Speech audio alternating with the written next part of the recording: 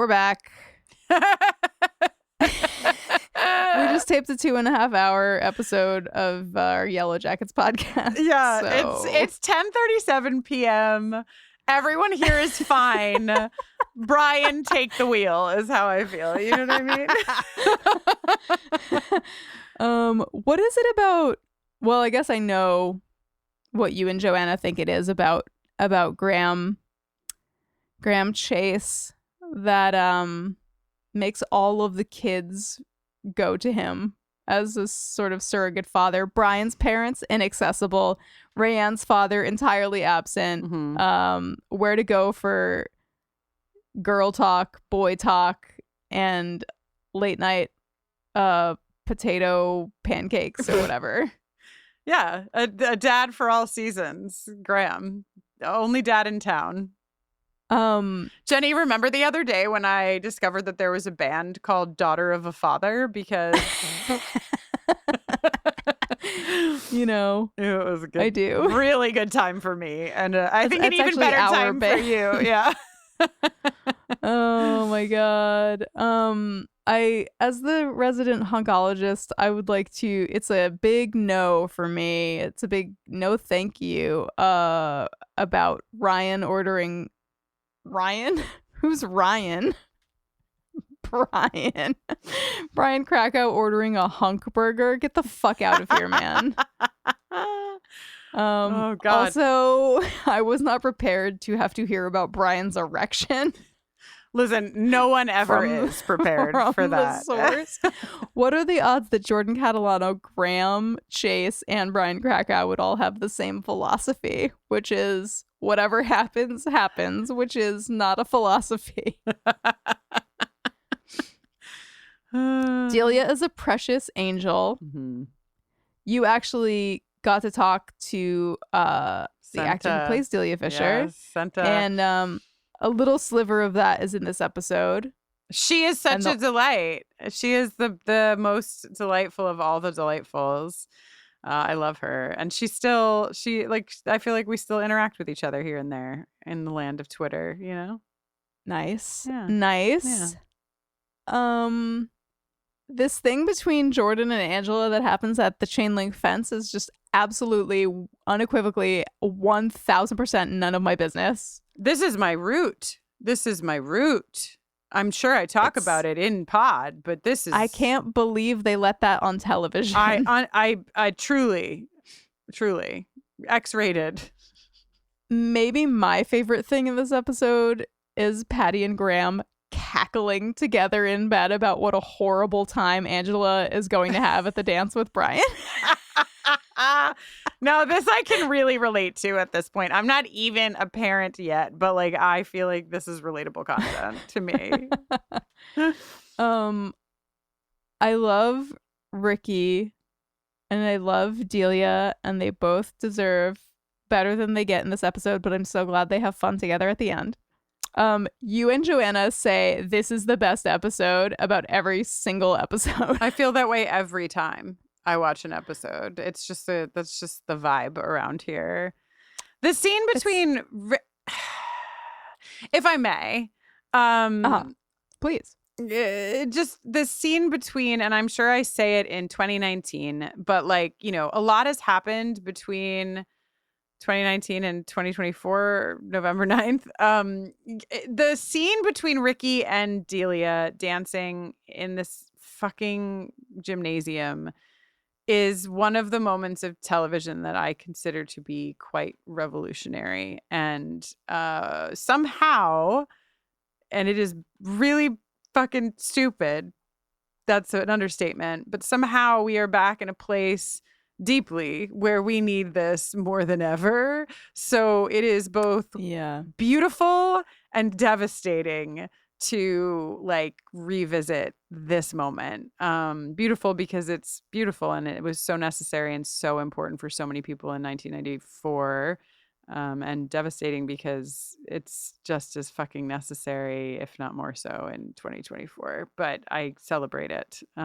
So just, you know, hi, if you're out there listening, there are a lot of people who fucking love you and would do anything to dance in a gymnasium with you. So there's that. So true. I'd do anything to dance in a gymnasium. With me? Period. With anyone. It's so hard to be her best friend. I just want to dance. Well, listen, of course, with you, and that you'd be at the top of the list, naturally. Nice. Well, Jenny, also, I'm sorry, but it's been a really long time and I've heard nothing about Walter. So, like, are we just done with Walter? Is Walter last week's news or like what? Chainsaws and fucking logs just don't do it for anybody anymore. Chainsaws and logs will always do it for me. I'm sorry that I haven't reported back. I request one Walter tidbit before Christmas. Yeah, maybe he'll be doing some festive chainsaw sculpture. Yeah, probably doing a Christmas tree chainsaw sculpture wouldn't be that hard, you know? Just a little zip, zip, zip, little angle. We'll put a little star on the top of it. Boom, Christmas tree. All right. Yeah, no, maybe I can commission. Maybe that could be. Oh my God. My Christmas gift. Yes. I just get like there's just like a 5-foot fucking log Christmas tree on my doorstep with a bow around it, and it just says "Love, Walter." With love, Walter. Yeah, that's the plan. Oh, also, if you didn't know, we're about to roll into an episode of My So-Called Life covering the life of Brian.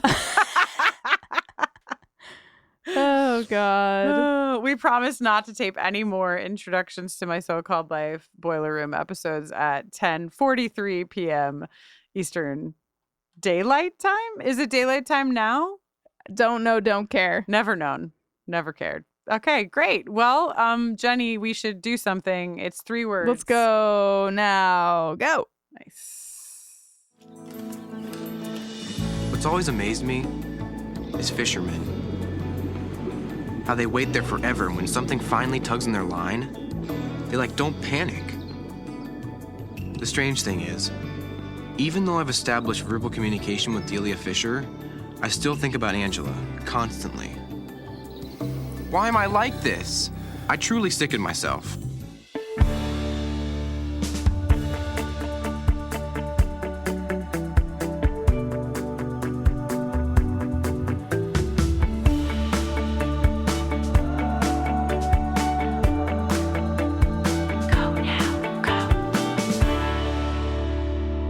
Hello, I am Kristin Russo. I am Joanna Robinson. And this is another episode of The Boiler Room, a podcast where we are watching and discussing every episode of My So-Called Life one at a time. This episode we are discussing this week is called Life of Brian. And it is written by Jason Katims, who we've talked about before, of Friday Night Lights fame, and directed by Todd Holland, and originally aired on November 10th, 1994. And today, when we're taping this, is November 10th, which feels a little spooky. Every time you say Jason Katims, I just imagine him as a football player. Like, that's how my brain has cataloged him because I associate him with Friday Night Lights.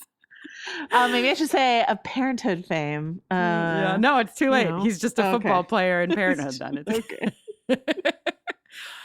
This is the one you probably know, but this is the one that is from the perspective of Brian Krakow, the very first time that we moved to another perspective that's not Angela's. Yeah, and it's both great and not great at the same time. It's great. I mean, I love this episode. Oh, but you're upset at Brian. I am, and this episode is incredible. Yeah. For every time I try to narrow in on who is the villain of the episode and who is the good guy of the episode, it's actually I don't think you can pin anyone into one category, and that's good television. So. Yeah, they really slip and slide all over the place in this episode. Yeah, because Angela has some moments where I'm like, what the fuck? But yeah, this is I think some would say one of the, if not the best episode of the series. It was pretty highly regarded at the time of question. Yes. Do we not say that every week? We do. You're right.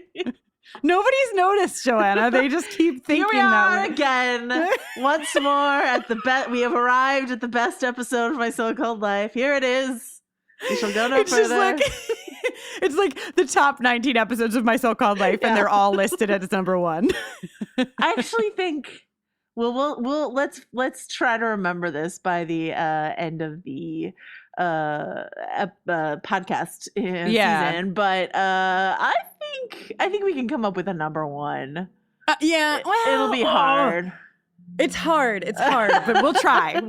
Stick with us. And then till I the think end.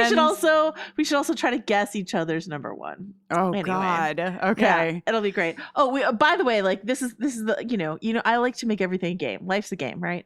Yes. And I don't know that we mentioned this on air, but like my suggestion a couple weeks ago that we try to like count all the flannel in the episode. Oh my God. Kristin and I quickly discovered that is physically impossible, and I apologize for suggesting it. We quickly abandoned it, and like if you at home were trying to do it, I apologize to you. Yeah, you're a poor burned out calculator. It's impossible. It really quite truly is impossible. And we'll get to a scene in this episode where I'm going to talk about that in even more detail, because it is you would not be able to do this if you tried. I just want to know how many flannels were on set, you know? Was there a flannel room? Like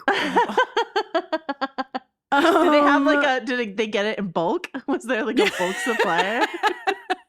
We'll take one of every flannel. My best use of flannel is actually a little unorthodox this episode. So. Ooh, well, I actually wrestled with best use of flannel in this episode more than I have in any other episode because I felt there were so many flannels that were being actively used, you know, like really there were a lot. So I'm excited to get to the best use of flannel, and I'm going to make you go first, Joanna, when we get there. You can't, because mine is super early.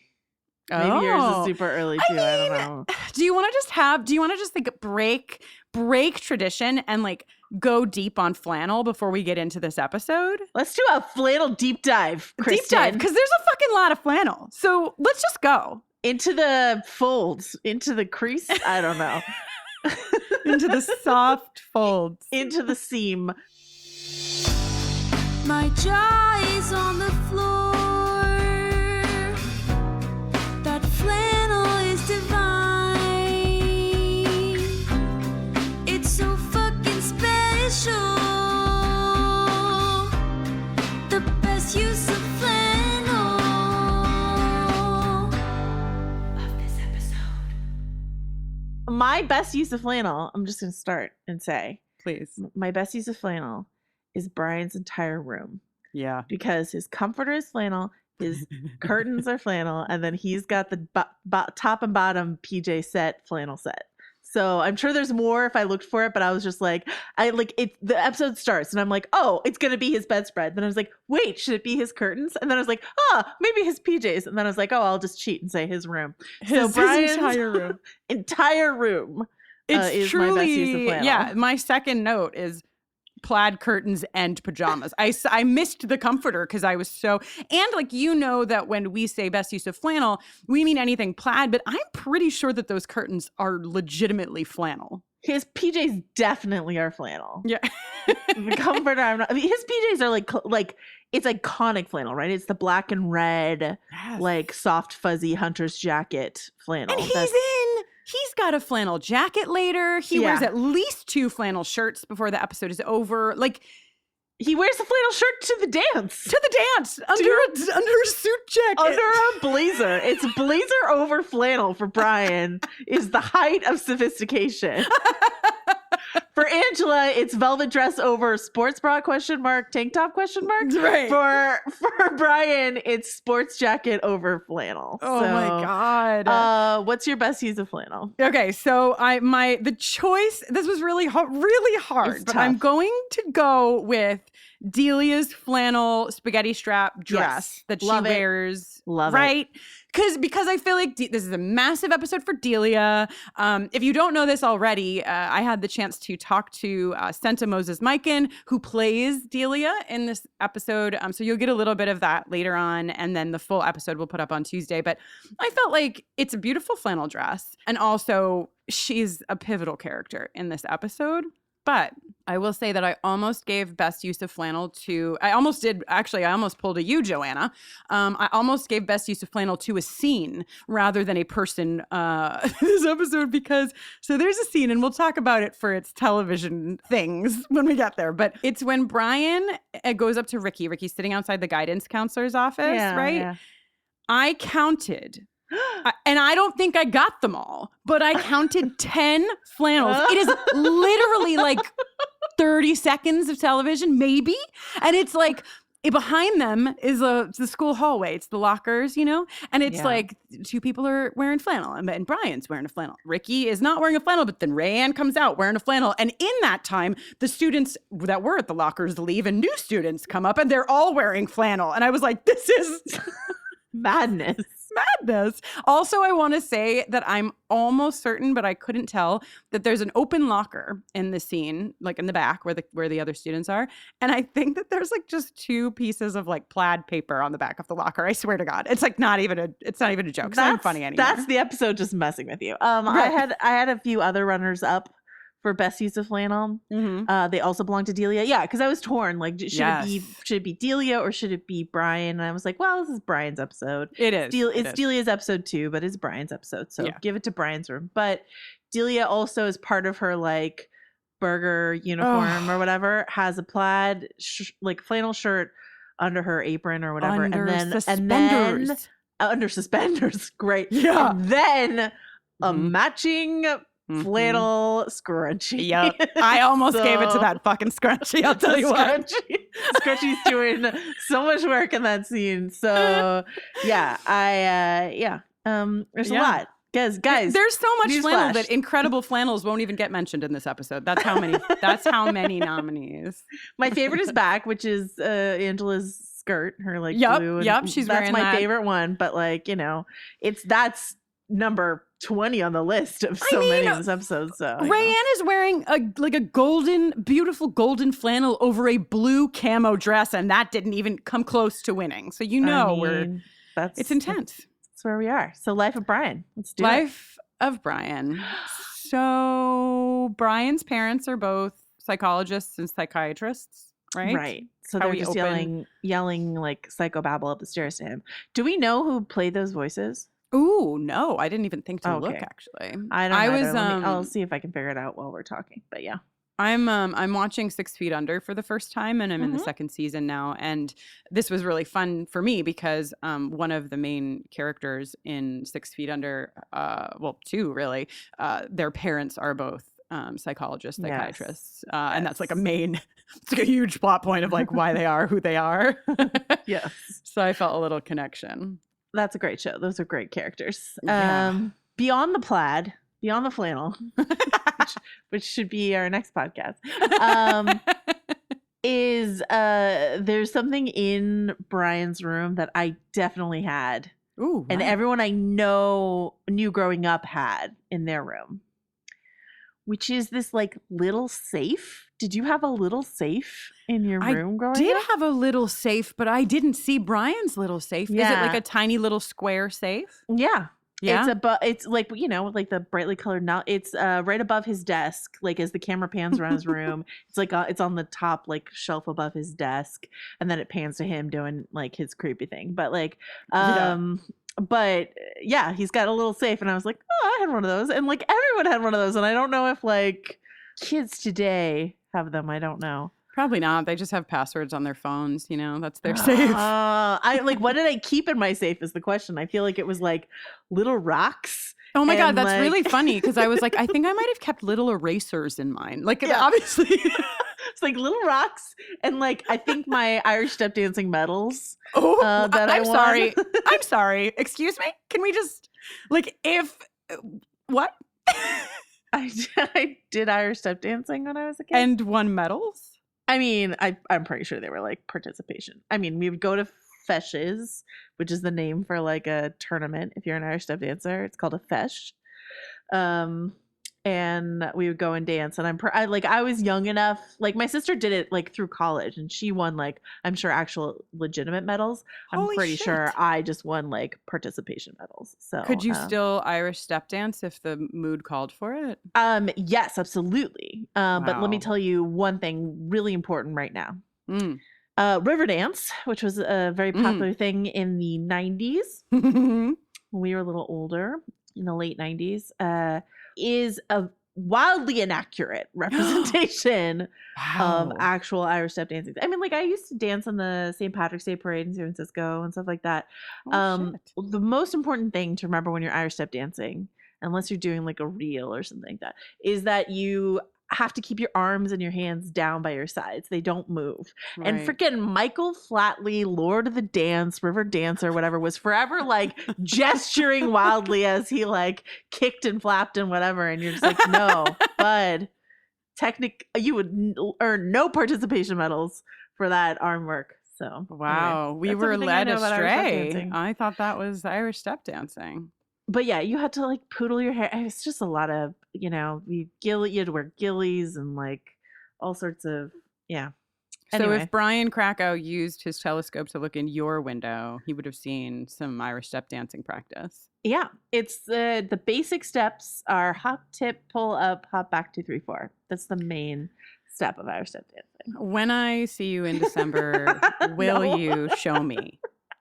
This is what I. If I have enough tequila, I will show you. Okay, great. Noted.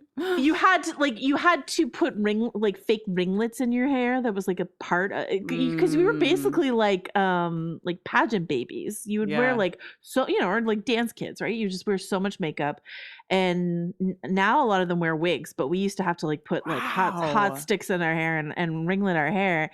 And I'm just telling you right now, Brian Krakow would have had like the best hair at the fesh. He has perfect. And Irish Delia step too, dancer. probably. Forget Krakow. Delia, queen of the fesh. Best hair. Love it. Wow, I really didn't see myself learning this fact in this episode, so I'm Sorry. stoked. So you mentioned Brian being a creep. He's being a creep. This reminded me a little bit of is it the on the phone with your boyfriend? Dun, dun, dun. That's the Taylor Swift song where he's looking through the window and she's looking through the window. Like she wears short skirts, I wear t-shirts. Yeah, is that the That same one. song? I don't know what you were singing, but that's the song from that video. Yeah. He's What just song was I coming out, singing? I'm on the bleachers. I don't know. Maybe we're singing the same song, but I only know the chorus. It's also very Rear Window. Like it's a Taylor Swift video, but it's also Rear Window, which is yeah. Jimmy Stewart in his pajamas with his like camera lens. That's spying. actually kind of like a perfect distillation of like the Joanna Robinson, Kristin Russo divide, that like, I'm like, so there's this Taylor Swift video. And you're like, but also remember that film Rear Window? And I'm like, oh yeah, you're right. That did precede it.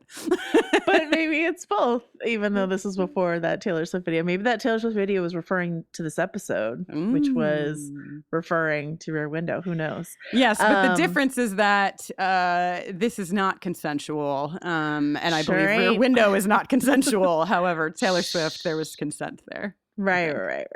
So yeah, and we kick off with a Brian monologue. At Angela's house, they probably laugh and eat unbalanced meals and talk about things that don't have deep symbolic meaning. They're probably this normal family. It could be creepier, right? His camera could be trained on her bedroom. It's not. She's downstairs. That's so true. It's like he's spying on the family more than spying on Angela, and that's the charitable. But that's what I'm going to give Brian. It's not like in Back to the Future. In Back to the Future, Marty McFly's dad is spying on his mom. From a tree, shit. a peeping Tom, right? Or also in the first Tobey Maguire Spider-Man, he spies on Mary Jane like changing because she's like her bedroom, and you're like, Tobey Maguire, you're a creep. Yeah, so that's at least true. like Brian isn't watching Angela change. I will give him that. you Yeah, know. he's not. It's not over sexualized. Right. So he gets a couple points for that. But stop, Brian. It's not just great. cut it out. Yeah. So we cut to the Chase basement where, of course, the wallpaper is being dug out so that we can talk about the wallpaper for the majority of the balance of the episode. But there's a moment right before the wallpaper comes out where Patty is doing Danielle's hair. And this gives me serious flashbacks. My mom learned how to French braid on my head as a child. So, and then would always put my hair in a braid or a ponytail or whatever. And Joanna, I don't know if you have this experience, but moms are, at least from my knowledge, not gentle with your head or your hair. No. It's like you don't have nerve endings in your head when you're a kid and your mom is doing your hair, because I just remember feeling like my entire scalp was going to rip off of my skull because she wasn't paying attention. You know, she's probably doing 50 other things while she's like yanking my hair into its place. Well, so like, and then, you know, Patty's like, sorry, I can't braid hair in a basement, which is a thing to say. But then, you know, she's like, fine, I'll just braid my own hair. Basically, Danielle says that. Could you braid your own, like, could you do a French braid on your own head? A French braid? No. Every once in a while, if I'm like super bored and not paying attention and I'm like sitting on the couch, I'll wind up French braiding my hair. But if I try to French braid my hair, I cannot. And certainly as a young person, I could not French braid my hair. I could do other people's. Yeah. Oh, yes. I could do other people's. My sister could French braid her own hair, and I never got the hang of it, just like how I never learned how to do cartwheels. And I feel like it's something that I really missed out on in life. You know what I mean? Wow, I cannot wait until our next tequila hang and you and I also try to do cartwheels, because that's going to be a blast. Guess it's never happening. Okay. Yeah, I'm really bad at cartwheels too.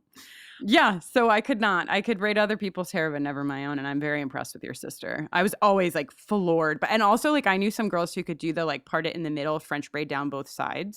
You know, like 2 French braids. Yes. Like, that's talent. It's a lot. It's a lot. Anyway, speaking of talent, Graham is like, I'm going to fucking wallpaper some walls, ladies.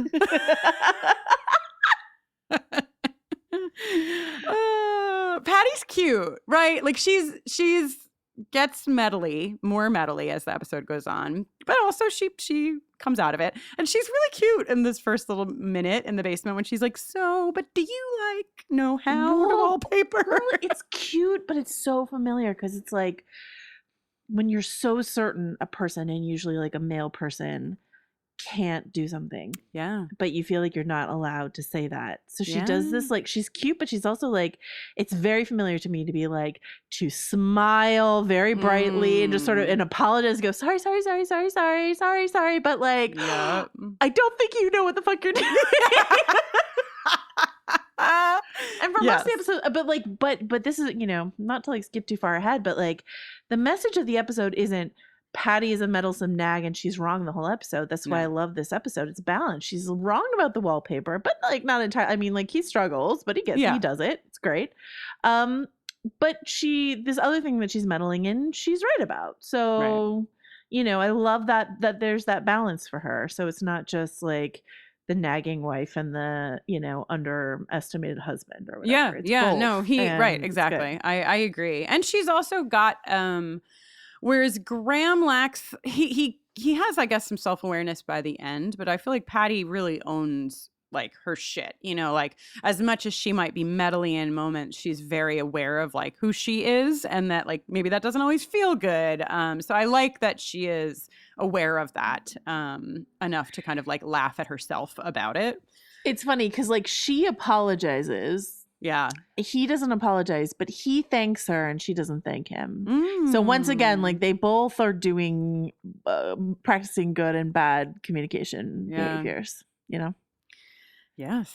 It's almost like Jason Katims, who wrote this episode and also wrote Coach and Mrs. Taylor on Friday Night Lights, knows how to write a marriage. Coach and fucking Tammy Taylor, don't even.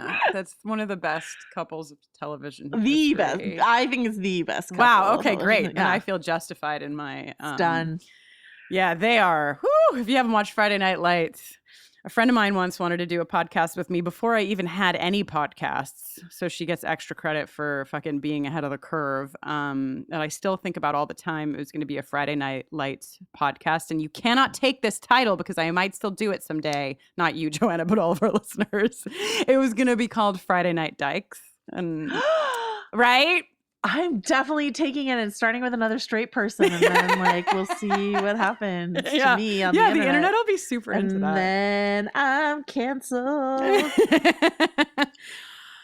Okay, so we meet Delia via the lens of Brian's camera, and listen, Devin Gummersall is a fucking treasure in this episode. He's unbelievable. His timing is I can't. Like, he's like taking pictures of them and then they're like coming closer to the camera. It's almost like he doesn't realize that they're getting closer until they're like almost right there. Right.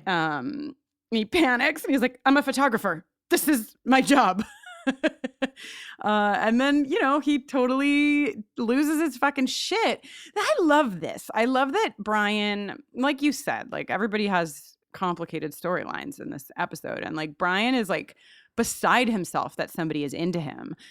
He really can't handle that when Sharon tells him that Delia likes him, which is very adorable and sweet and endearing. But then, of course, Angela. Yeah, well, we should mention that Sharon is an incredible friend in this episode.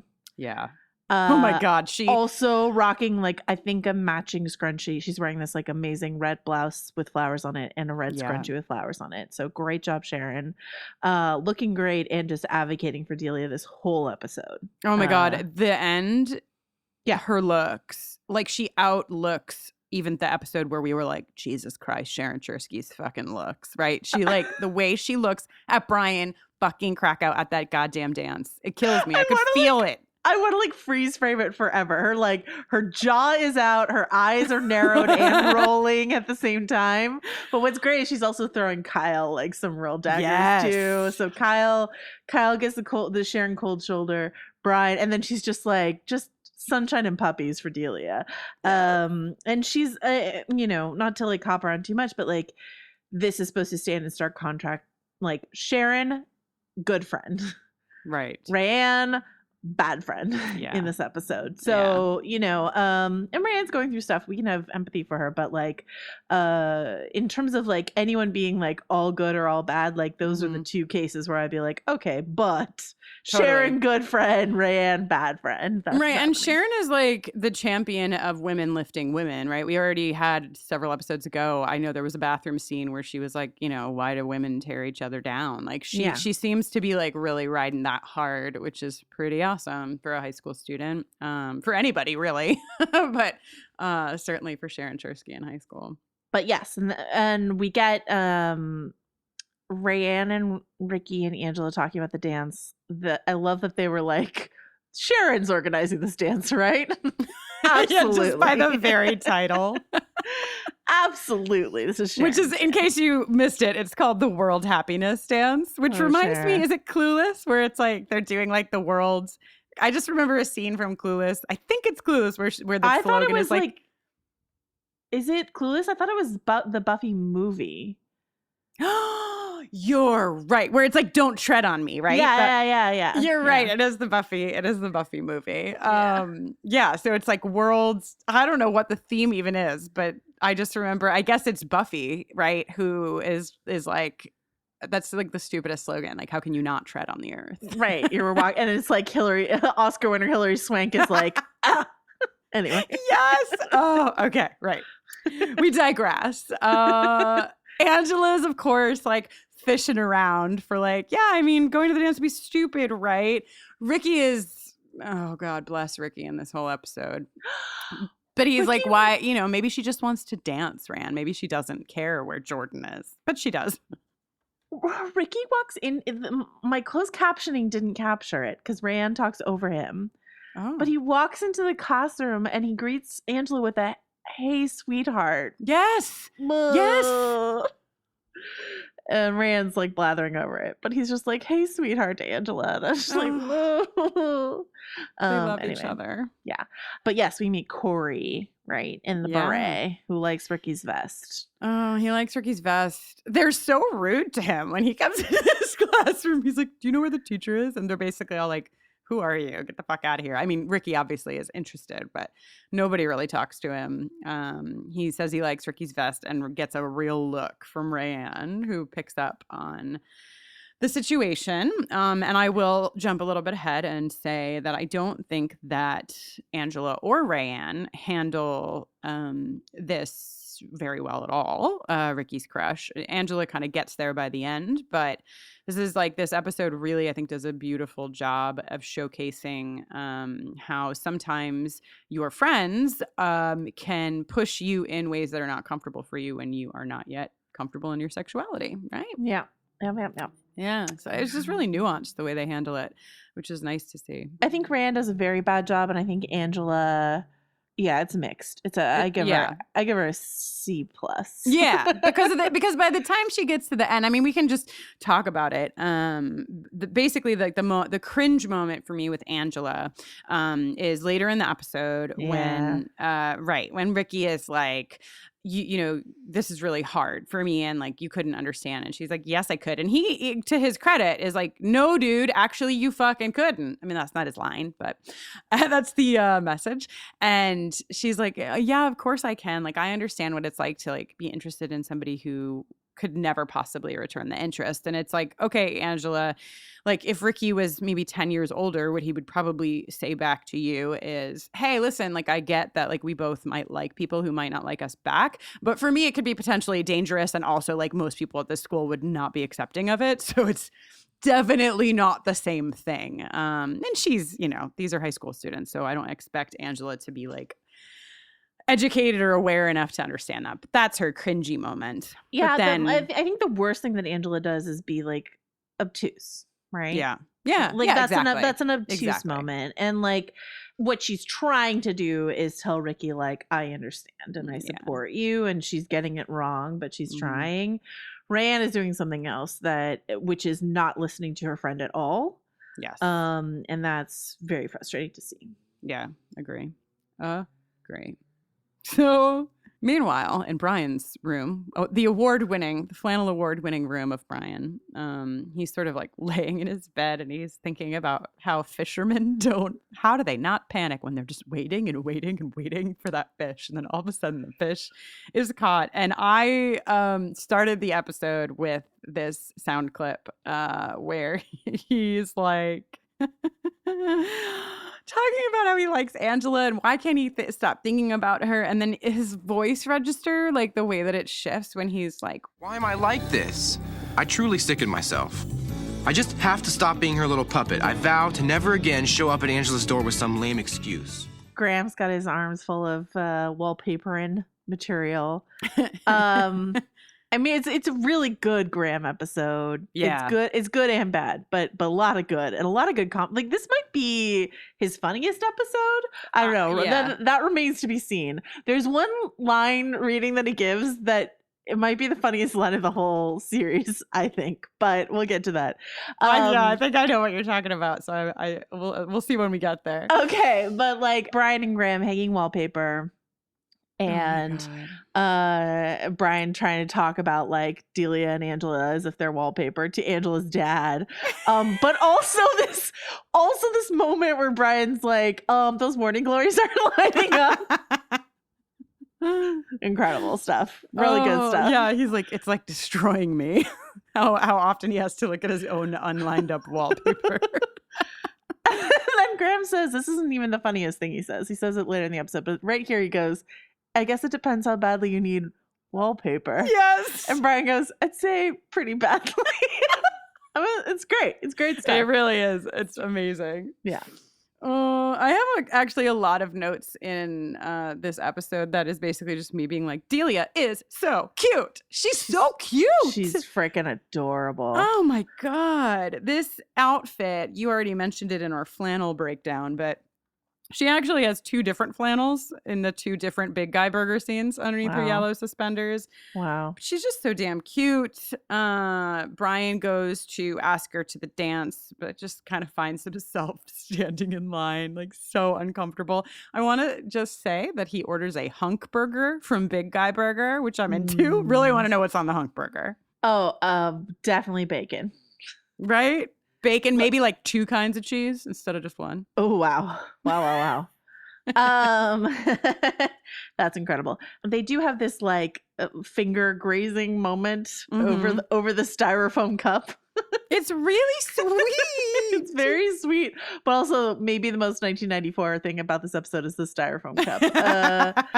But yeah, they're like fingers meet, and they're both like feeling like Brian feels some butterflies. It feels seems like. So yeah. Oh, Brian. I mean, he has that line where he's like, the car alarm was going off in the distance, and it was the best. Like at first, it was sort of annoying, but then it became like the best sound I had ever heard. Like he's really feeling it, and he's also like, I'm like kind of proud of Brian in this moment because he actively is touching Delia's hand, and he really struggles in this episode, even past like after this moment, he struggles to like assert himself or like say that he's into Delia or whatever. So I'm just like, hey man, look at you touching her hand on purpose, But at the same time, this is an episode about women having to do once again like all of the emotional labor, and like Delia has to come out to him. Yes. Like he leaves, and then she comes out, and she's like, "I know you're here, not just for a hunk burger, my friend." Solid point, Joanna. So yes, like good job, Brian, for trailing his fingers over her fingers, but Delia does a lot of work in this episode. You're right. But I do love this line he has here where he says, maybe this is what people mean when they talk about, life. Like, let Brian wants to come out from behind the camera lens and into the picture. So, okay. But speaking of, I was literally labor, I was literally going to do the same transition. Please in go to all this next caps, scene. all caps. Ugh. I have Sharon also has to ask Kyle to ask her to the dance. Every single woman in this episode has to ask a guy to ask her to the dance. Fucking Every Kyle. single one. Fucking Kyle. Kyle's Like, staring are you in the middle fucking distance. kidding me, Kyle? What is he even looking at? And Sharon just being like, I have a lot to do. Can you just do this one thing for me? Is very patty of her. But like, I feel like Winnie Holtzman throughout this series is just channeling a lot of like women just having to like pick up the bags and move them like down the road for the guys. Totally. So I just pictured Patty carrying those grocery bags from several episodes ago. Like literally. Yeah. Yeah. Oh, Kyle. Yes. Anyway. Kyle's the worst in this episode. I mean, we don't get a lot of detail, but you can tell even without knowing the specifics that there's a lot of tension and not the good kind happening between Sharon and Kyle at this point. Yes. Yeah. He's like not paying attention to her is my main Kyle issue. Yeah. And like not episode. Supporting her. Like he's just not supporting her. All men are trash. Except for Rickie. Except for like Rickie. Maybe because like in the Rickie Rayanne situation, like Rayanne's more the guy and Rickie's more the girl or whatever, right? But like Rickie's waiting outside her counseling appointment. Oh my God. And he's like asking her like he's listening and asking her actual questions about her, like her session. Yeah. And he's invested. And then Rayanne proceeds to ignore everything he tells her about what he wants and what he needs around Corey in this episode. And it makes me crazy. Yeah. Anyway, yeah. Yeah. Rayanne is definitely going through stuff. We learned that she's been clean for 10 days, no drugs, no drinking. And also that she very nonchalantly is like, guidance is so weird. She asked me if I was going to the dance and then I cried. And that's it. That's all we get from her. But yeah, obviously there's some stuff happening there. But she's very consumed with herself, which is a pretty big Rayanne trait. Yes. I mean, yeah, I can have sympathy for her and also just say she's not a good person to lean on right now. Right. She just is not in a position to be able to actually support anyone right now. Right. So she looks fantastic, though. Always. She's dyed a little bit of her hair red, I think we see in the episode. She's got a little pink with that blonde now. Also, you know that I try to pay attention to our Rayanne watch. So I just want to put, this is a lighter piece of evidence to put in the bin of perhaps Rayanne is also has some exploring to do with her sexuality. But we saw a few episodes ago, Rickie's like, do you know this girl? And she's like, oh yeah, this girl, she sits ahead of me and da-da-da-da-da, and she wears this and she looks like this. This happens again. It's sort of like a repeat of that scene, right? Where Rickie is like, hey, you know Pam Troy? And she's like, the girl with the perm and the this and the that. And then Rickie's like, not that one. And she's like, oh, the girl. And her actual line is the girl who broke down and cried in human sexuality who wears the crop tops. And I'm like, whoa. Wow. So Pam Troy is definitely gay. She's crying in human sexuality. Struggling. Rand's taking notice. So it's in the bin. I hope somebody's keeping track of what's in the bin because I'm not. It's mostly Pam Troy.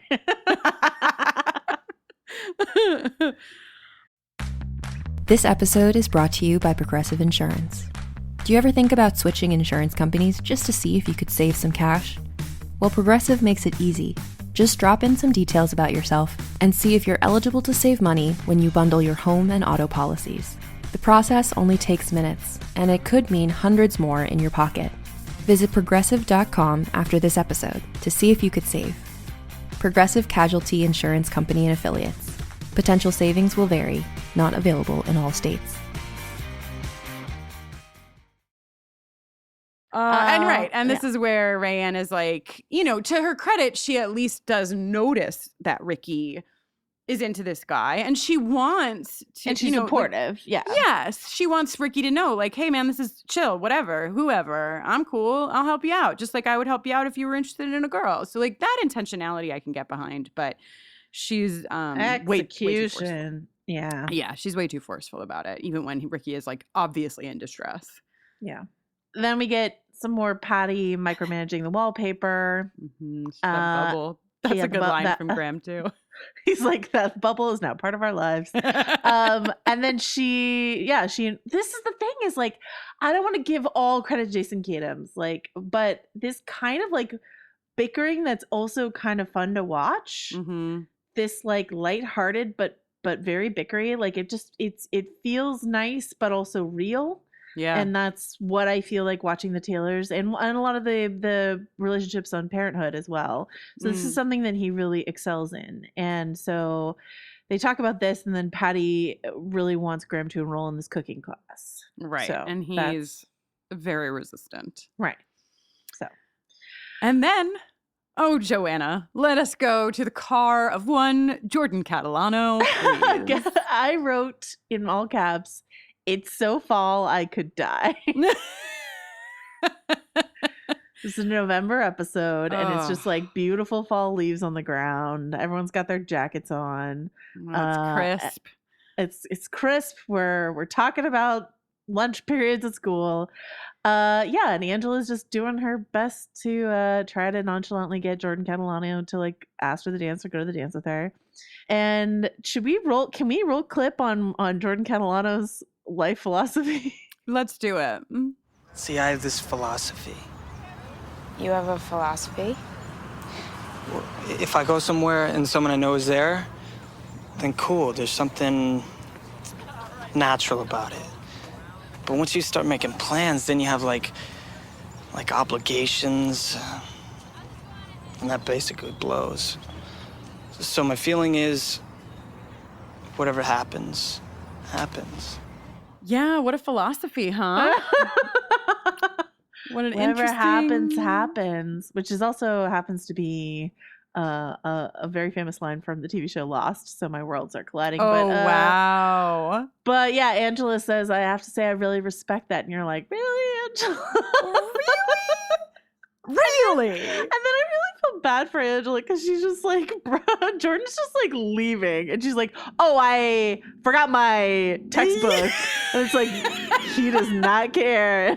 No. He's already gone. Yeah. Because of your commentary, obviously we know, if you watch this episode that we have a lot farther to go with whatever happens. But because of your commentary, Joanna, I want to know if it's okay that I read you Kate's haiku for this episode. Please. Okay, Kate's haiku review for Life of Brian is, whatever happens is such a bullshit philosophy, dudes.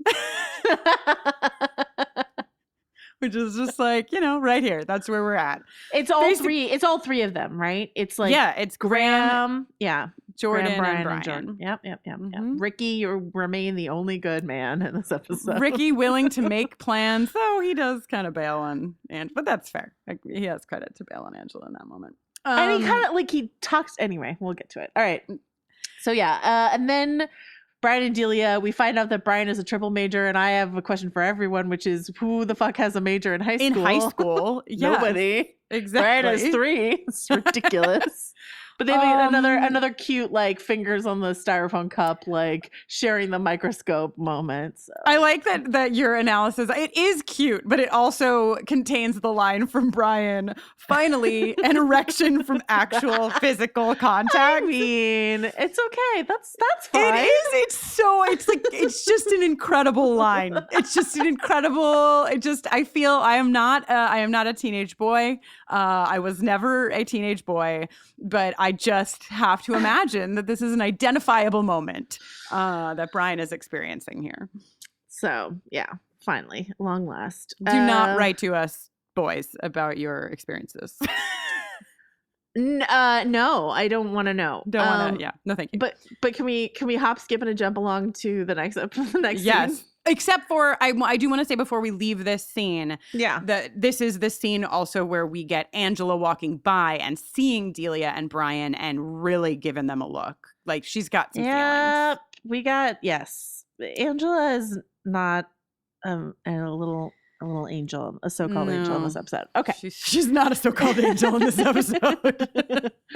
Okay, so Brian and Graham are hanging paper again. Our favorite dynamic duo are back.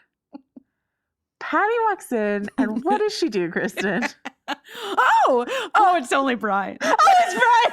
That's just Brian. But it's less of it's just, and it's, she goes, thank God. Some help for my bumbling husband. Because she has no faith in him. But it's an it's Brian moment for Patty. Oh, God. I'm so glad that you were so tickled by that first moment, because I feel like we wouldn't have caught all of them if we hadn't had such enjoyment. Yeah. Yeah. It's once you notice something and it's there everywhere. So. Yeah. Oh, do we agree that Graham's line reading of that guy died? Stephen Dieter. That guy died. I can't tell if Graham's fucking with her or not. It's so funny. And she's just like, he did not. I don't care if he's fucking with her or not. It's funny either way to me. And he's just it is funny either way. I want to believe that Graham is that funny, that he is legit fucking with her, and he's that believable in his fuckery. That guy died.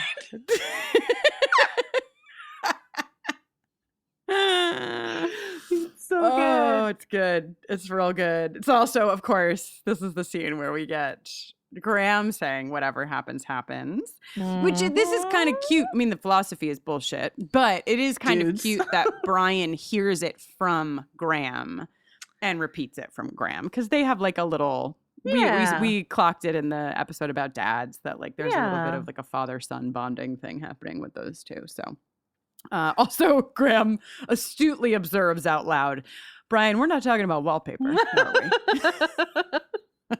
Graham's having a pretty good time in this episode. He is. He's the if it wasn't for the other MVPs of this episode, this is a great Graham episode. He gets the bronze. He gets the bronze in this episode. Does. We got joint gold, and then he gets bronze. That's just true. Okay. Delia makes Brian ask her to the dance. Yes. And God damn it. So long. It takes so long. And it is really the comedy is solid in this too, that we start with her being so I'm gonna have to take off work, so if you have anything to say, you should say it. And then we go to a whole other scene. We come back and Brian's wrapping up his monologue, and he's I'll work, no play. And she's like, are you asking me to the dance? She's like, can we just yes, be done with this conversation? So I'm going to take it back like a heartless human very shortly. Yes. So he asks her to the dance. Then we've got this whole like Angela, Rickie, Rand, Corey, like, 3-card Monty sort of like mix and match thing where like Angela and Rickie are like, oh, we'll go together since we don't have anyone. And then Rickie's going to go with Rand and Corey. And so then Angela doesn't have anyone. And she's like, it's okay. And then she goes over to Brian. Here's the deal. Is there something kind of fishy going on with like Angela inserting herself between Delia and Brian? Yes, she says as much by the end of the episode. Mm-hmm. But at the same time, in this scene, she's very clear. Oh my God, she's incredibly clear about what she needs. She's like not only clear, but like clear to Brian. Like you can tell she says it like 8 times. So like she's like, it Brian, would just be a ride. I just need a ride. She says it like 5 ways. Need. So you're still going with Delia. Like she's. Literally, she could not have been more. But clear. I just need a ride, and that's all I need. And he's like, between the blathering. What I heard basically, she was asking me. It's like, Jesus Christ, dude. Also, there's like this incredible moment in this back and forth between Angela and Brian where Angela's like, so you like asked Delia to the dance? And Brian's like, yeah, I did that. Like, I just like did that thing. And she seemed pretty blown away. Just like, wow, Brian. Yeah. Good job, Brian. But also, there we should something that I messaged you and then tweeted like right before we started recording is I consider this 2-shot of them which is, or no, it's a 1-shot. I don't know. What do I know about cinematography? Nothing. They're facing each other in 1 shot. And it's framed such, that like Angela's got her lunch bag and he's got his lunch bag and they're like leaning against the railing talking to each other. And I think it's a reference shot to the scene from the pilot that you called out when we first watched the pilot. You're like, can we talk about the beauty of the shot, which is them on the nighttime street, sort of on opposite sides of the street talking to each other. Yeah. I think it's supposed to be a mirror of that. I don't think it's a spoiler to say. We talked about this in the episode where Jordan doesn't show up for the date, and like Brian, it was like clear that they had like already seen the bicycle thief together, so there's just like as much as Angela has a crush on Jordan, I think the show really wants us to see Angela and Brian as like a more natural pairing, right? As a possibility, and like Angela being resistant to it, but maybe being like sort of stubbornly blind to something that seems suitable. So I think there are times in which they're framed in a way that you're supposed to just be thinking about them that way. Yeah, totally. You want to imagine that if this series had continued on past these 19 episodes, that we would have seen that shot again, and it would have meant something different that third time. You know? Yeah. Totally. Well, we'll look out for it. I don't know that we might see it again before the season's over. See it again before it's over. So we've kind of talked about this. We go to the lockers next, and Rickie, Rand is like flirting with some guy. Rickie's like, I need to fucking talk to her.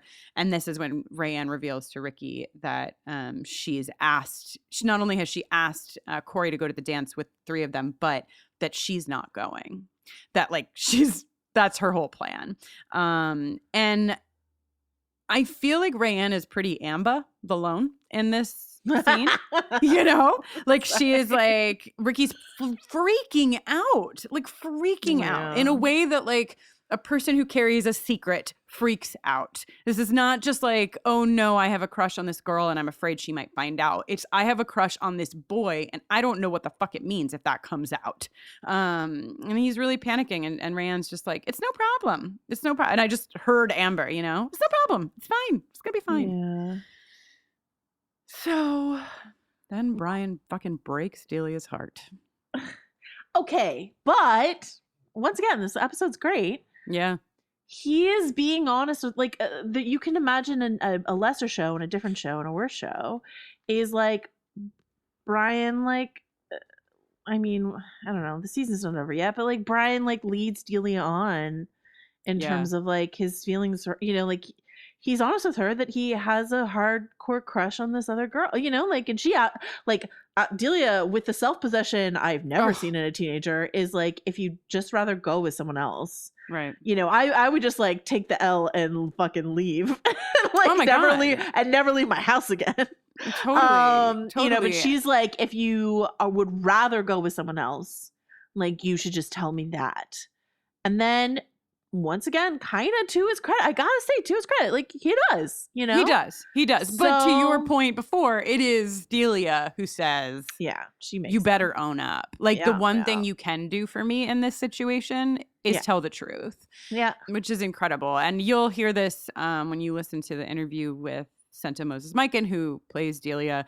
We talked a little bit about like the fact, like you said, Joanna, you know, I was like, what are the similarities and differences between like you and her? And she was like, well, I definitely think that in this situation, I would have gone home and like basically she says the same thing. Like, I don't think I would have been as self-possessed as Delia is to straight up be like, I'm going to the fucking dance by myself. Fuck y'all. it's Like, the that's- it's the crazy bravest thing I've ever seen. It's in amazing. my entire life. So And yeah. this character was based on Winnie Holtzman. Like, Winnie, yeah.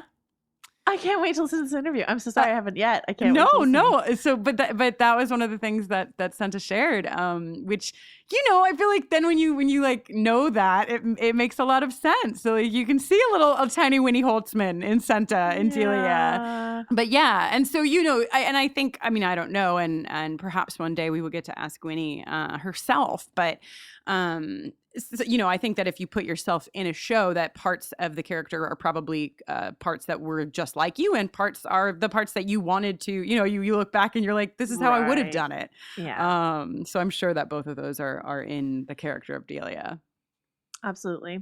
I love this. And then we're back with Patty and Graham talking about her. She went ahead and enrolled him in the program because like she did that other thing where she was like, Yeah. when she was talking about the program, she once again apologized. She's like, sorry, maybe I didn't mention you got to enroll like Yes. today. Sorry to bring it up. Right. Have you ever done one of those where you like, you have to say the thing and you physically try not to apologize. You're like, can I get through this thing that Yeah. I have to say where I'm actually not really in the wrong, but my instinct is to apologize. Can I get through it without apologizing? And I cannot. I try. No, I was And just going to say I've never been successful. No. So like that's a thought experiment for sorry Yeah. to say most of you ladies out there, right? Like Yep. maybe you're not like me, but if you are, like I'm still trying to drop the I'm sorry when I don't actually have anything to apologize for. Yeah, So, it's really difficult. And It's- I've yeah. never succeeded like 100%, but even if I come close, like even if say I cut out half of my sorries, I Yeah. usually feel really guilty. Yeah. You know, it just Yeah. because I think just so many of us, and this is something that comes from the patriarchy, you know, cue the jingle from Buffering the Vampire Slayer. But like, Right. it makes us feel like we have to make ourselves smaller. We have to apologize. And the way to get things, and Patty's, you know, cute is cute. She's doing a good job, but you're right. Like when you said like, I clocked this, like I see this. Totally. Me too. Yeah. So she's gone ahead and enrolled him in the program, even though like it parallels Ryan and Rickie in that like he's told her like I'll consider it or whatever. No, I'm not really that interested. It's not what it's. I want to go to like a culinary academy, not like community college cooking class or whatever. Right. And she did it anyway. Yeah. And that conversation though gets interrupted by another. Oh my God, it's Brian. Oh my God. Yes. Danielle. Is it Danielle who says, oh my Yes. God, first, then Patty? Yeah. Oh my that flannel under that God. blazer is impressing all the chaste ladies. Oh my God. And then Brian gives Angela's my favorite dress, the red velvet number from the Zit. And but I don't understand what she's wearing underneath it. Like whatever. She looks great, but is it a sports bra? Is it a tank top? I'm not sure. I don't know. I feel like it is like a tank top, but it's It's a lot of choice with what the straps are doing. That's all I have to say about that. I'm not, you know what? Like Angela is more fashionable than I could ever dream to be. So like, I'm not really judging her. I'm just like, that's It's an interesting look. That's all I have to say. Yeah. Brian's "oh my god" Hmm. might be one of my favorite. Like, you want to talk about line deliveries? Like, it really might be one of my favorite line deliveries in Yeah. the show. It's so good. It encapsulates every feeling he's ever had about Angela in that "oh my god." And then Brian like makes up this horrible lie about why Delia Horrible. isn't there. And like as good as Angela's reaction is, Graham and Patty's reaction Oh my god, it's is incredible. It's incredible. amazing. Let's just play the clip of them moments later in the bedroom talking about this moment. Did you see her face when he told her that other girl wasn't coming? They're gonna have such a terrible time.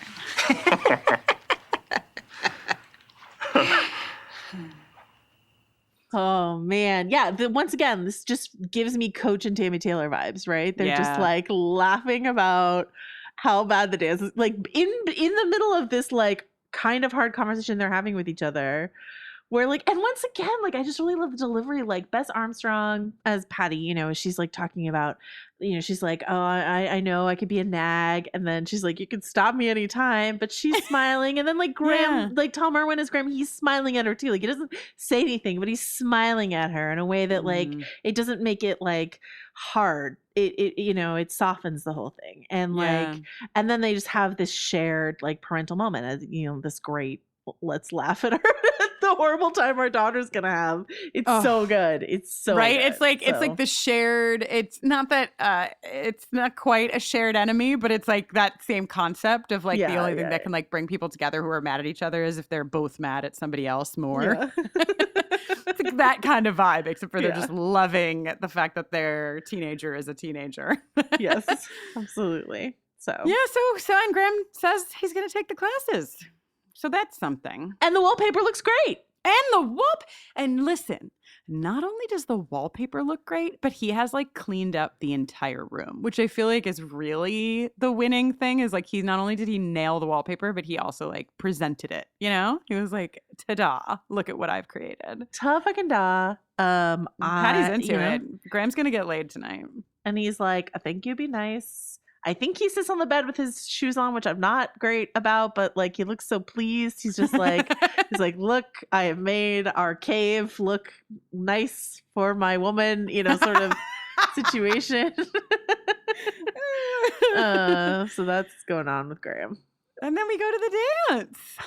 Now, yeah. Before we get into the dance, I want to tell you that as somebody who throws a prom every year for Buffering the Vampire Slayer, balloon arches are really expensive. And this high school has not one, but two. That's $1,000 worth of balloons. And at least $1,000 worth of balloons in this dance. So just so you know, Liberty High School has got some money. Hilarious.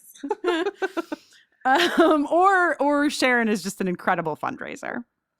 I bet like Sharon made her mom buy all of those balloons. Oh my god. Oh yeah, or like they had somebody make the balloon arches, which is near to impossible to do, but wow. So the dance. Did you go to school dances in high school?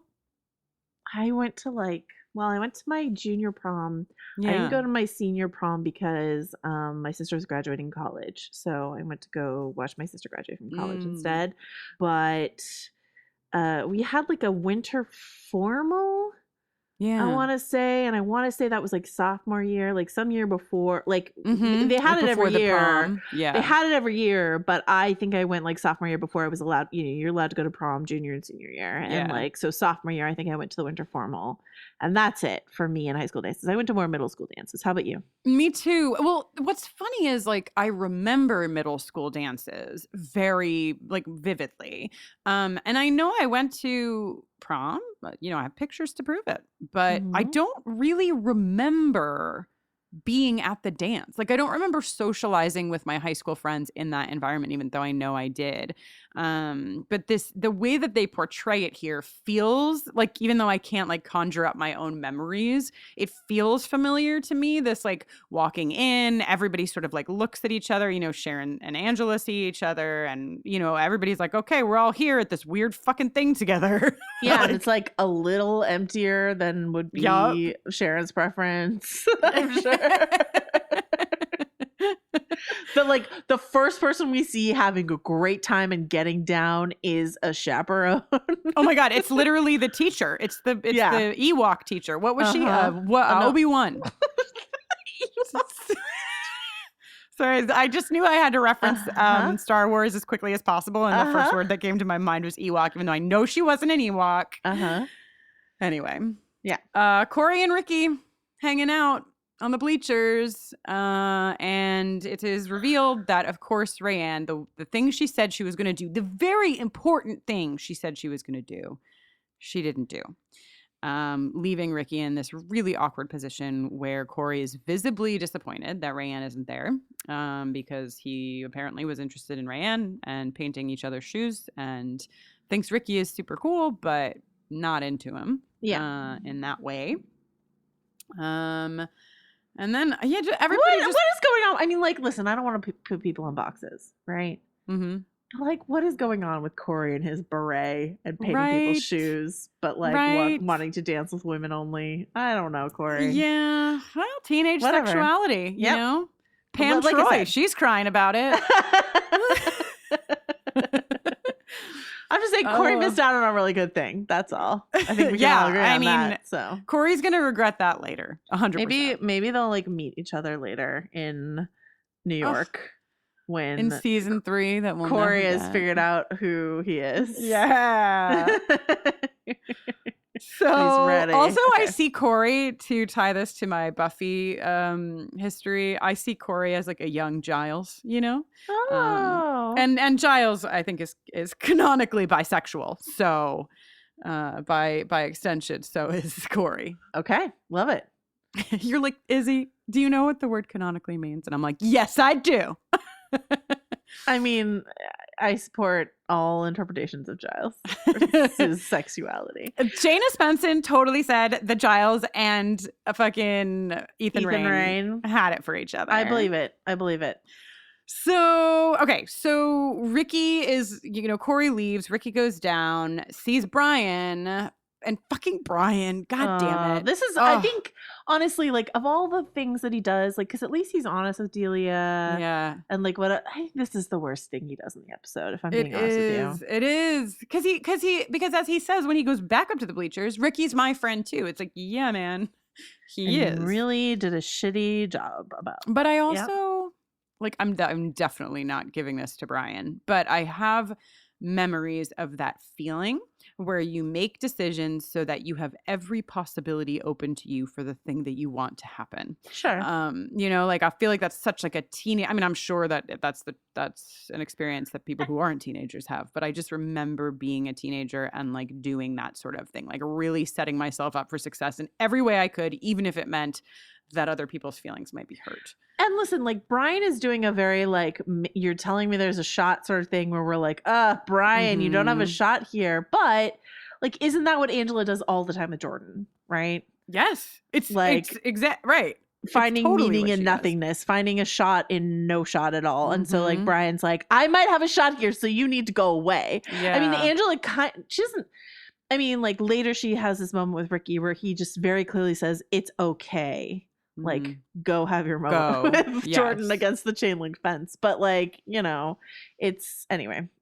Yeah. This is I maintain this is the worst thing that Brian does in the episode. So. It is. And like, here's the thing. It is the worst thing. I agree with you. I think it's the worst thing that he does, though. He has a lot of moments. But the thing that's so embarrassing is that if this were me, if I were Brian Krakow and I had tried to set myself up for my moment with Angela, I may have done the shitty thing, but what I would not have done is told Angela that I had done the shitty thing. Like, I'm like, Brian, what are you doing, man? What are you doing? When he's like, what if we wanted privacy? I'm like, stop talking. Stop, buddy. Please. Buddy. Please. But at least, you know, that, like, helps Angela understand what's going on. Yeah, he's truthful. Here's what, like, if Angela were like a heroine I could really, really, really fully all the time root for, and she's not, and that's why we like her. She's complicated. Yeah. You know what Angela would have done in this scene? Gone and talked to Delia.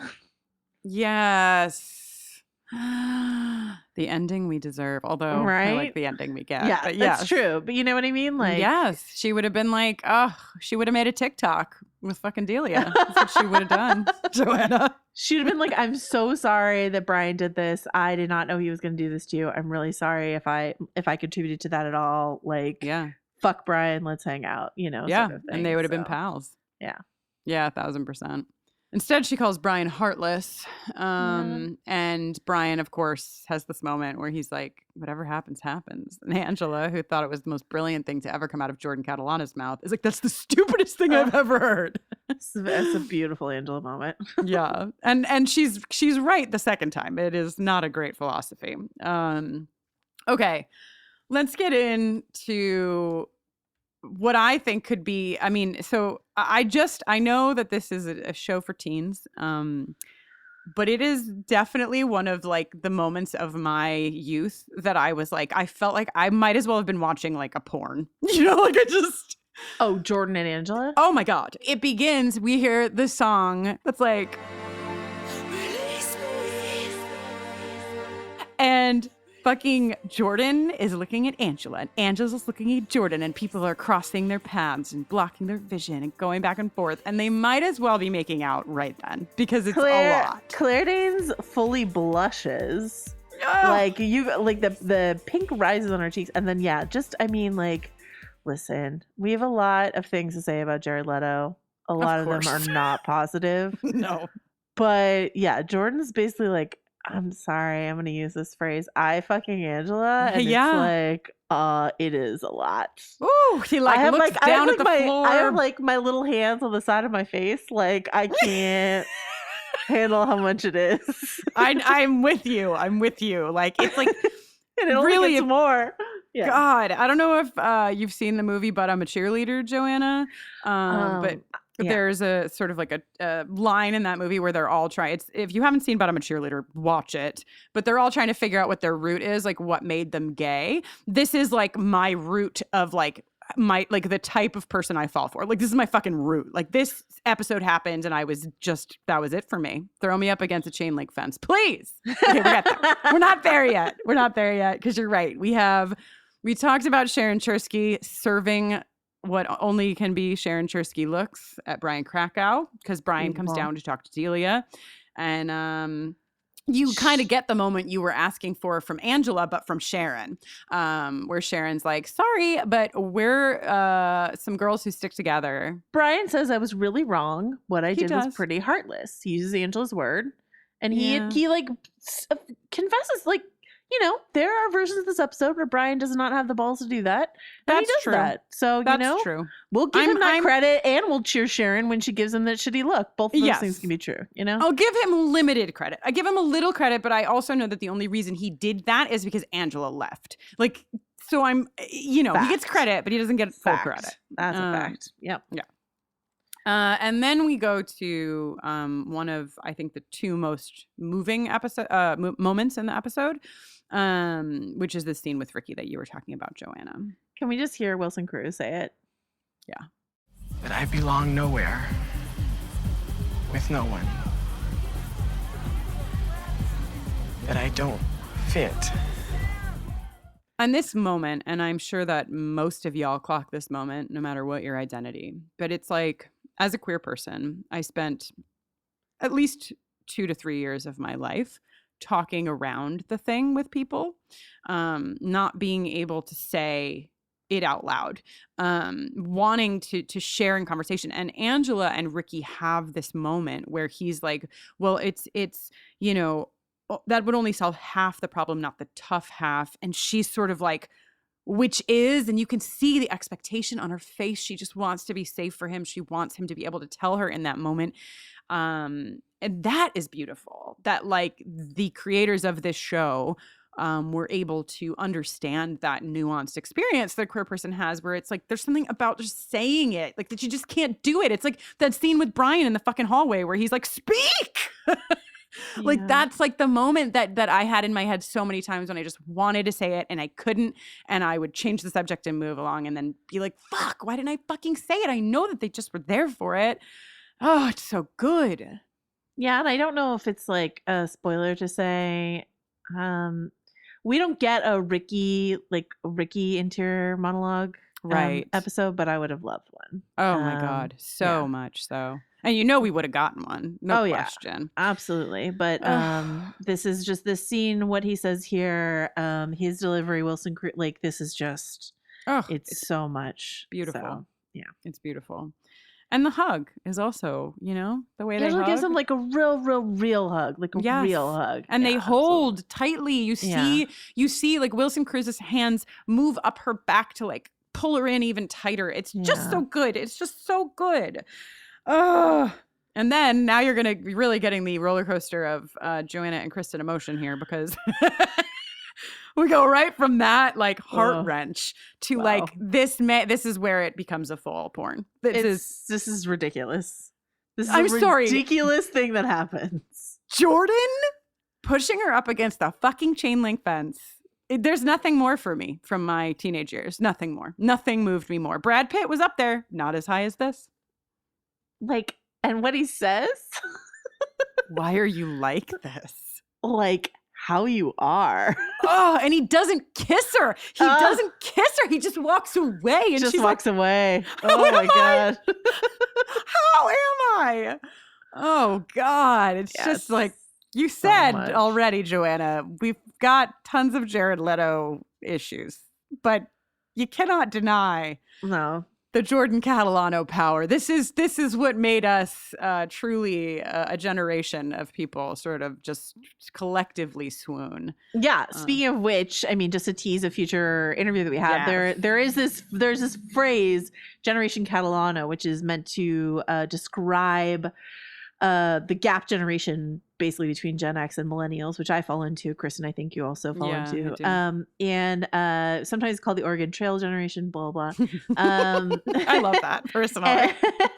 The person who coined that phrase, my friend Dory, is gonna chat with us in an upcoming episode. So we will dive into the mysteries of Jordan. But let's just say, I mean, like, can we just like, you talk about separating the art from the artist, and like, I don't really ascribe to that always, but I'm just I'm gonna do myself a solid and just divorce Jordan Catalano in this moment from Jared Leto and just say, oof. You have to too, because it's like, it's not even like we're like for me, the feelings I have about this moment are just like looking back at me in 95, 94, 95, just like, holy shit. No, if this show were to come out now, I would never be able to see past the Jared Leto of it all. Like, I can't do that now. But like, I was a kid and this was just a lot of things. And next week's episode, not to spoil it, but next week's episode is why our podcast is called what it is. Mm-hmm. So that's where we are. We're in the heart of the season. We're getting there. We're getting to a lot of, we had flannel watch. Now we're going to have chain link watch. Tell you what. All right. So Angela probably stands at that fence frozen for like, it's probably 4 hours worth of time that passes. She's just staying there. That's where she lives. We do see her later just sort of like up against it. Just still there. Which is literally like, sorry, but that's exactly what would have happened to me too. Frozen in time. But Rickie has gone back into the dance. Before we get to what Rickie does and what happens here, can I just say that? So Rickie's wearing another one of his incredible outfits, just like looks amazing. But Rickie is wearing he's got an AIDS ribbon on his jacket that he's wearing. He does? All these times I didn't notice it. He's got an AIDS ribbon on his jacket, and something that, like, if you're younger and you're watching this for the first time and you're listening to this, like, there was this really, at least where I lived, because I lived in the San Francisco Bay Area, right? AIDS ribbon as like accessory. I mean, that sounds like frivolous, but like this was so common at this time.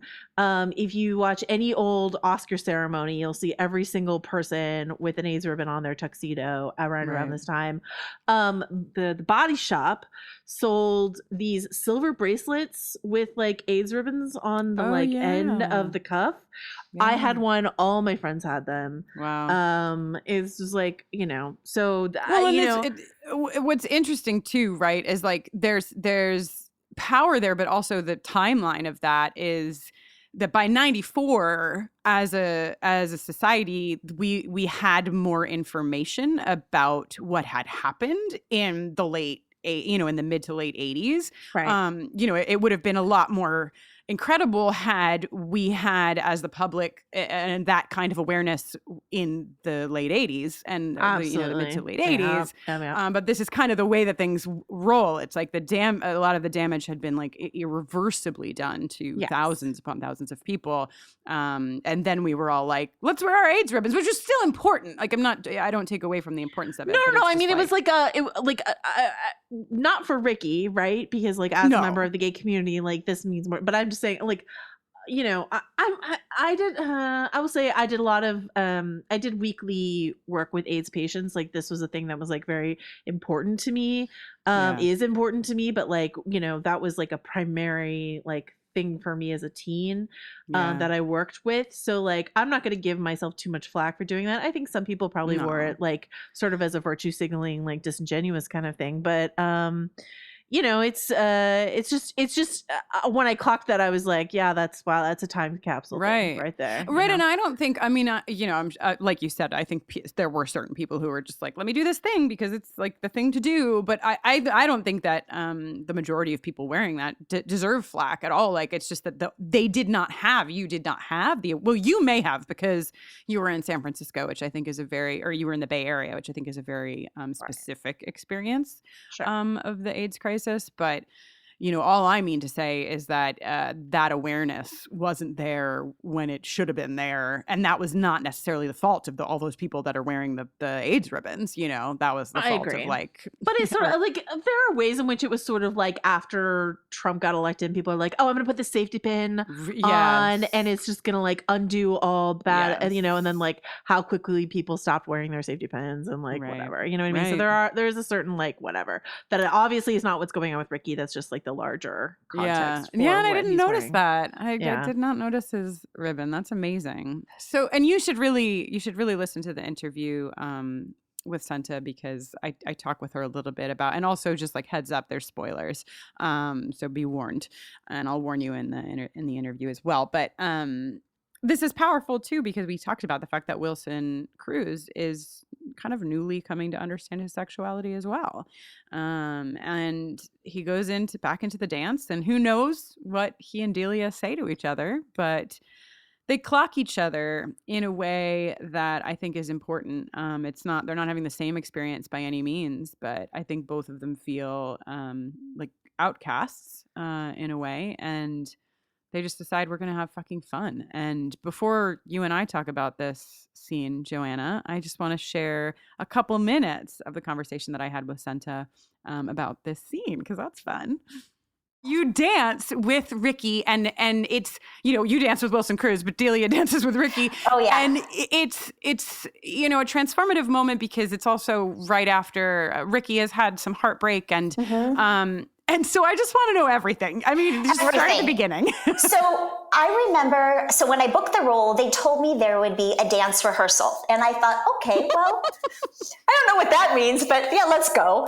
And I got to the rehearsal, and it was me and Michael Rooney and Wilson Cruz. And Michael Rooney is Mickey Rooney's son. He's a choreographer.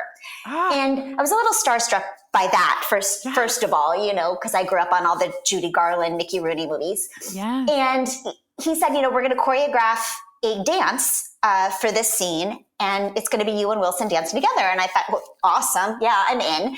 And he started to choreograph us. And then I think what he realized was that we were both good dancers. Like, it was something like, I love dancing. I've been dancing since I was probably danced before I could walk.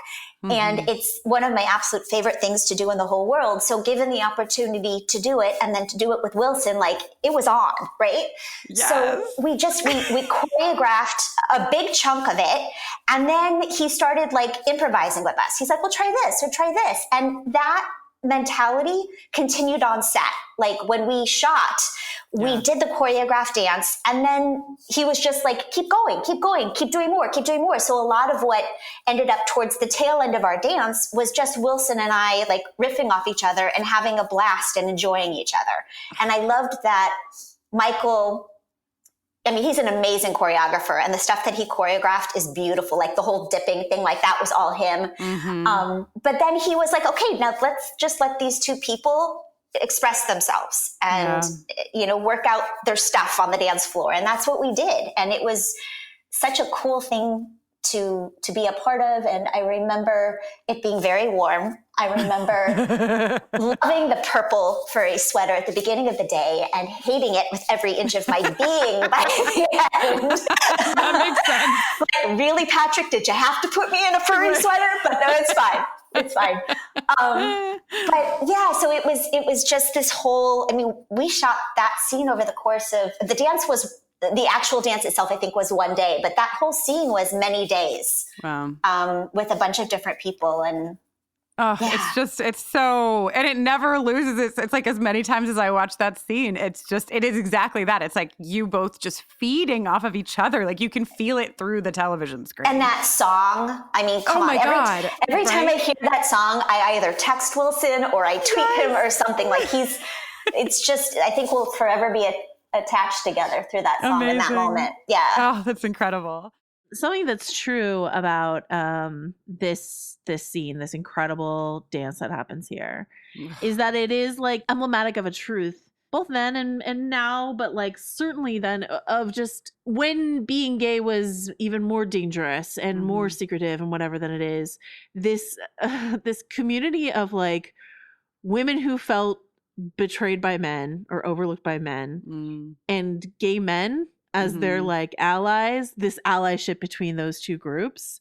That's a really strong thing in our culture, especially then. I don't know if that's totally. You know what I mean? The 90s were like heavy with that. And their connection is just like a really beautiful one. And this dance is just like sheer joy. Oh my God. And like this, the thing is like, okay, so Wilson Cruz, incredible, right? Like he would be, to do my like obligatory TikTok, like he would be the king of TikTok, right? If he did this dance, right? Incredible moves. Amazing. Delia, to her credit, tries to keep up. You know what I mean? That's and so she does cool. pretty good. She does a great job. She does a great job. So love this dance. Love this moment. It's so fun to be talking about it today too, because Joanna, I know you saw just as I did that like the day that we're taping this is the actual 25-year mark of the episode airing. And so, you know, Senta and Wilson have been tweeting back and forth to each other. We've seen we've just seen people talking about this moment. It was really a big deal. Yeah. What's funny is that this song, which is called What Is Love, right? That's what I think. Called. I mean, it is now if it isn't yet. Was later co-opted by SNL, right, for Night at the Roxbury. So like it's associated with another kind of club dance, but like this will always be what that song means to me, is this dance. So yeah. I know. I too, like, I associate it here, but then the immediate next association is that head bang, head whatever bop, whatever you'd call that move that they do. So as they're dancing, and you know, it's a courageous act too. I do want to say that hugely courageous for both of them, but way more for Rickie to be really going for it. He is obviously not out at school. He isn't yet even out to himself. So this is a very big, bold move. And you see Sharon watching them. You see even Kyle watching them. Sharon's watching them, but then she also turns to Kyle and she's like, ugh, you suck. Yeah. She's like, you could never have this much fun. No. And then Angela comes back in and she stands next to Brian and, you know, says this was all my fault. Brian's last sort of like monologue that he has in this is talking about how good her hair smells and that it smells like, an orange grove that he passed when he was 8 years old. But then in like the most Brian-y of all Brian ways, he ends it by being like, but it was probably just her shampoo. No, but I guess it's just like her shampoo. Of course he says that. Yeah. Yes. And it's such it's a really good use of the Brian interior monologue where he's just like, because he's like, she's close to him. She's apologizing for getting in the middle. So like she admits that like, she was meddling in something and she doesn't really even understand herself why she was doing it. We know why, but like whatever. And then she's like, do you want to dance? And he goes like, no, not with you. Like he says something very like unkind to her. Right. And then they just stand there and it's awful. But like inside, we know that he's like composing sonnets about her shampoo, and so it's just like a really beautiful. I don't think we even get this much of a contradiction from Angela usually. Yeah. Between like what the character sort of like wants to do and what they do say, and so it's a really good moment. Oh, this is a big. I know I shouldn't say it, but it is. This is a big one. Big episode. All right. Important. And I feel like obviously, I'm watching Rayanne, but I also feel like this journey I'm really like watching how the character of Rickie sort of like blooms for us through these 19 episodes and like really connecting with how nuanced and honest and real his storyline is. Which I think would be powerful even in 2019, but I'm sometimes really truly bowled over. I mean, the fact that this is the first gay character in a network TV show, right? Or what is it? A primetime network TV show? Yeah, and there it's were like some first soap opera characters, something like that, right? And well, it's the first openly gay actor to play a gay character on television. So ever. the first, all the way down. And usually when you get first, right? You get a god awful stereotype, right? Because that's what people are ready for. They're ready for like a joke. Yeah. Rickie is like, his fashion is loud, sure. But like this is just such a genuine human being, like fully emotional, like non-stereotypical. I just it's like Winnie Holtzman, my goodness, right? Winnie Holtzman, Wilson Cruz, like gave us the most delicious, wonderful treat to witness, all of us.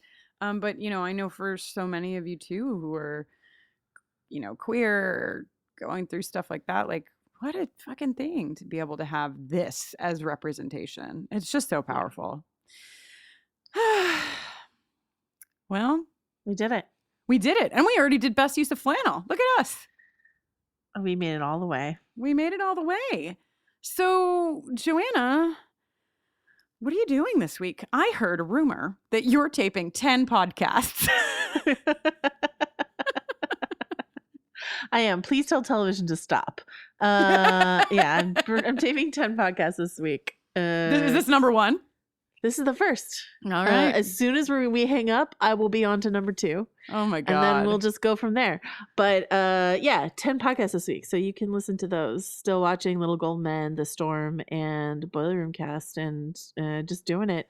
Find me on Twitter at Joe Wrote This, over on VanityFair.com. And Kristin, what are you up to? Well, I'm going to be trying to find out the exact chronological order of the taping so that I can listen to all 10 podcasts in that order. That's my first task of this week. Okay. Other than that, I have an episode of Buffering the Vampire Slayer coming out this week. It's a big one. We meet somebody very important. It's the 5th episode of the 5th season. And I think that's most of what I have going on this week. Well, next week we'll be back. We'll be in the boiler room. That's a spoiler. Holy shit. Are you ready? I'm not ready for the boiler room. No. Actually, when the first time I rewatched this episode, like we were supposed to tape this last week. So I watched it last week and then I watched it again today just because like I need to refresh. But like when I watched it last week, as soon as I was done, I immediately had to watch the beginning of the next week's episode because I was like, I know what happens and I just needed some chain link closure. Anyway. Wow, that was a nice turn of phrase, Joanna. Chain link closure. But in the meantime, I have something to say. Kristin's going to say it along with me. I am. And it's going to go. Go, Go now, go. now. God damn it. Okay, here's what happened. I wanted to listen to you, so I stopped. Well, yeah, I was just like kind of trying to sing What Is Love with Go Now Go, but it wasn't great, but I did it. So, It was right. And I took the cue to shut up so we could all listen to that happen. Yeah. All right. So. Well, we'll see you next week in the boiler room. Holy shit. What is love? Baby, don't hurt me. Don't hurt me no more. Baby, don't hurt me. Don't hurt me no more.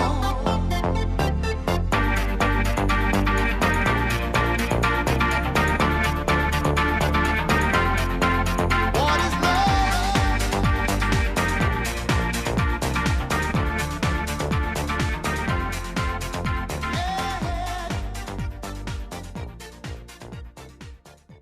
Goodbye, Kyle. Did the sound of those words call to you like Pavlov's dog?